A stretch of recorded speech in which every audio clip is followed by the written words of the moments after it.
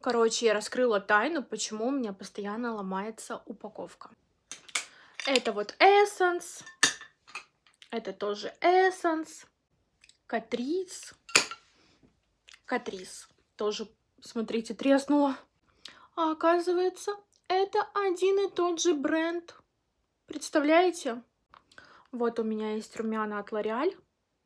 Им уже лет 5.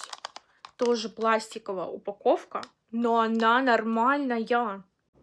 Да, она потертая, но с ней ничего не случилось.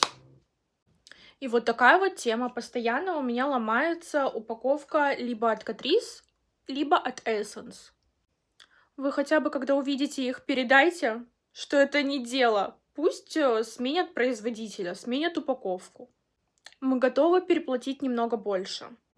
Но платить за продукт, где вот такая вот хлипкая упаковка, и пользоваться таким продуктом, вот честно, не хочется.